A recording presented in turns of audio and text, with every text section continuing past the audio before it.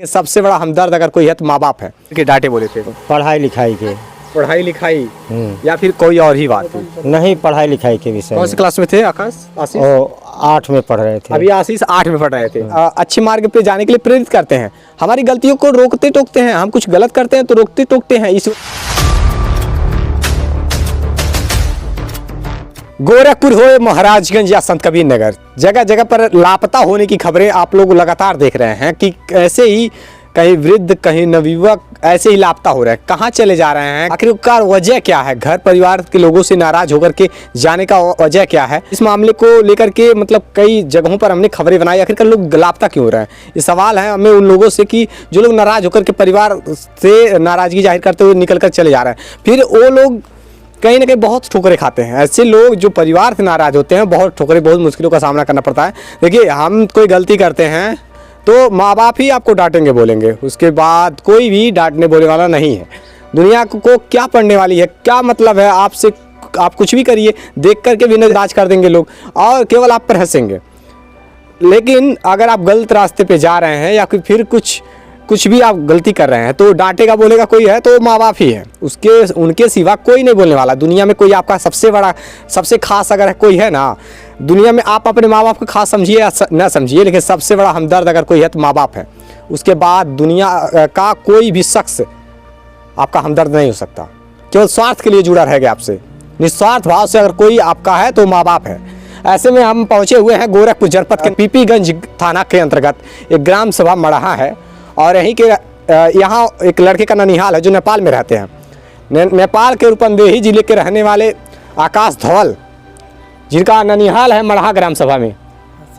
आशीष धवल जो नेपाल के रहने वाले हैं, उनका ननिहाल है यहाँ ये मड़हा ग्राम सभा में। और वो नेपाल बॉर्डर यानी कि सोनौली बॉर्डर क्रॉस किया उन्होंने। उसमें सीसीटीवी फुटेज आया है कि वो इस इंडिया के लिए आ रहे थे और उसके बाद से उनका कहीं पता नहीं चल पा रहा है। पूरे मामले की जानकारी लेने के लिए हम यहाँ पर आए हुए हैं। उनको नानी नाना से बात करेंगे। क्या नाम है आपका? चंद्रवली। आशीष धवल आपके नाती हैं। कब से गायब हुए हैं? पर शुक्रवार 2 बजे से। शुक्रवार दोपहर के 2 बजे से। हाँ। बात क्या हुई थी? उनके माता पिता से बात हुई तो उन्होंने क्या बताया? उनके माता पिता ने बोले कि हम बोल डांट दिए, उसके बाद जो कि घर छोड़कर चला गया। क्यों, किस बात को लेकर के डांटे बोले थे? पढ़ाई लिखाई के। पढ़ाई लिखाई या फिर कोई और ही बात थी? नहीं, पढ़ाई लिखाई के विषय। कौन सी क्लास में थे आशीष? वो 8 में पढ़ रहे थे। अभी आशीष 8 में पढ़ रहे थे। तो फिर क्या ऐसी बात हुई कि डांटना बोलना पड़ गया? नंबर कम आने के नाते। केवल मार्क्स कम आने से ऐसे में डांट बोल दिए लोग? बस, और दूसरा कोई मैटर नहीं है। और कोई दूसरा मैटर नहीं है? नहीं। कितनी उम्र होगी आशीष की? 15 साल होगी। 15 साल? हाँ। 15 साल की उम्र थी और कक्षा 8 में पढ़ रहे थे। और नेपाल के कौन से जिले में रहते थे? रूपंदेही। गांव कौन सा था? दोगहरा गांव। ये नेपाल के रूपंदेही जो कि सोनौली बॉर्डर से ही लगता है। ऐसे में वहाँ पे उनका घर था और ननिहाल तो मड़हा में है। अक्सर आना जाना लगा रहता था? अक्सर आना जाना रहता उसका। अच्छा, ये जब नाराज होकर के शुक्रवार से निकले, आज संडे रविवार हो गया, कहीं कोई कॉल या खबर कहीं कुछ पता मिला? नहीं, कुछ खबर नहीं मिला। कहीं पता नहीं चला? कहीं नहीं पता चला। कितने भाई बहन हैं आशीष?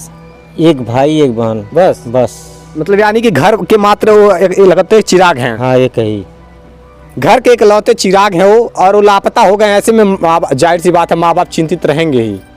चिंता का विषय बना हुआ है। नेपाल की जगह जगह पर कई जिलों में ढूंढ रहे हैं लोग। ये महाराजगंज में माता पिता भटक रहे हैं, खोज रहे हैं, ढूंढ रहे हैं। उनके माँ बाप, नानी नाना सब जगह तलाश चुके हैं, लेकिन कहीं भी पता नहीं चल पा रहा है। मैं आपको बता देना चाहता हूँ कि जहाँ पर हम पहुँचे हुए मड़हा ग्राम सभा है और यहाँ कहाँ गए वो उनका पता नहीं चल पा रहा। आखिरी बार उनको कहाँ देखा गया था, इसके विषय में भी जानूंगा। कहाँ देखा गया था आखिरी बार?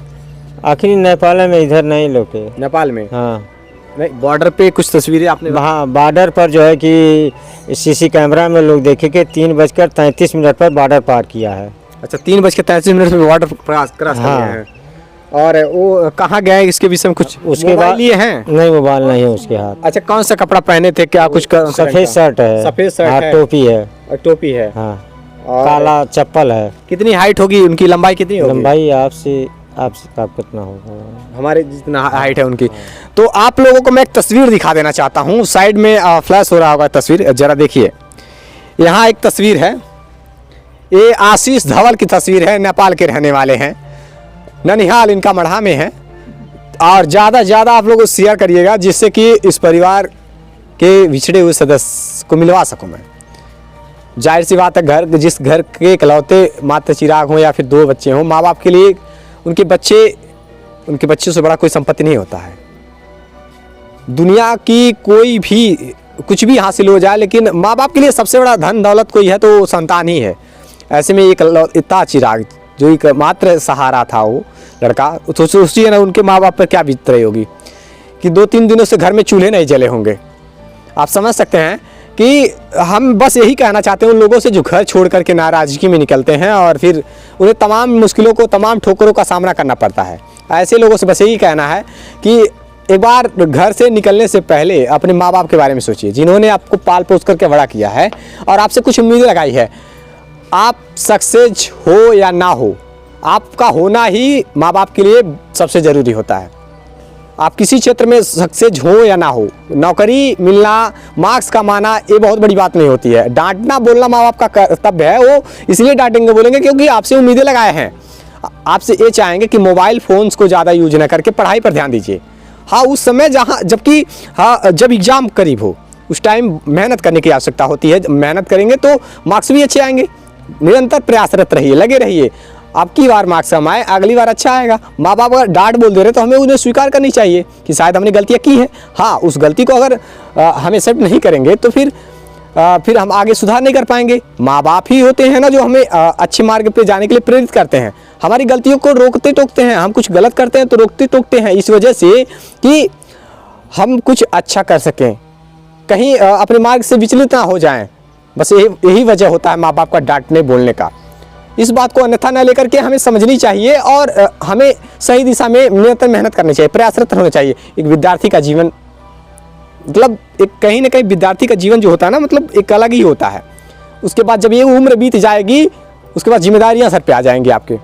उसके जिम्मेदारियां आ जाने के बाद से सारा सुख चैन खत्म हो जाता है। बस लगता है तो घर का कारोबार, जिम्मेदारियां लगती हैं सबसे ज़्यादा ज़रूरी। तो ये वक्त है जब माँ बाप पैसा दे रहे हैं, पढ़ा लिखा रहे हैं, तो आपके ऊपर टेंशन नहीं है। आपको सिर्फ पढ़ना है, कुछ करना है और अपने माँ बाप का सहारा बनना है। आप लोगों से बस एक विनती है हमारी, ज़्यादा से ज़्यादा इस वीडियो को इतना शेयर करिएगा जिससे कि हम इस परिवार के बिछड़े हुए सदस्यों को मिलवा सकें। आशीष, जिसकी उम्र 16 वर्ष थी और नेपाल के रहने वाले हैं, नेपाल के रूपंदेही जिले के रहने वाले, अभी तक कहीं पता नहीं चल पा रहा है। 3 दिन से गायब है वो अपने माँ बाप के एकमात्र सहारा हैं। ज़्यादा से ज़्यादा शेयर करिए ताकि आशीष मिल जाए। और जो लोग नाराज़ होकर जा रहे हैं, बस यही कहना कि बिल्कुल भी नाराज़गी व्यर्थ है। वो भी माँ बाप से, घर परिवार से बिछड़ेंगे तो फिर बहुत कठिनाइयों का सामना करना पड़ेगा। अंत में बहुत सी समस्याओं को झेलेंगे आप। जिस पत्थर को छेनी और हथौड़ी की चोट से दर्द हो, वो पत्थर का भी मूर्त नहीं बन सकती। एक साफ तौर से कहा भी गया है, फिल्मों में दर्शाया भी गया है और कई कवियों ने लिख करके भी चला गया है। तो इस बात को हमें ध्यान में रखना चाहिए। जितनी ठोकरें लगेंगी उतनी मजबूती आएंगी और एक अच्छा मुकाम हासिल करेंगे। बस यही प्रयास है। और ज़्यादा से ज़्यादा शेयर करिए ताकि आशीष अपने घर वापस लौट सकें। महाराजगंज, गोरखपुर, संत कबीर नगर, इस आसपास के तमाम जिलों में लोग जुड़े हुए हैं। हमें उम्मीद है कि देख रहे होंगे। एक प्रयास है हमारा। अब प्रयास तभी संभव होगा जब आप सब सहयोग करेंगे। बस ज़्यादा से ज़्यादा शेयर करिए और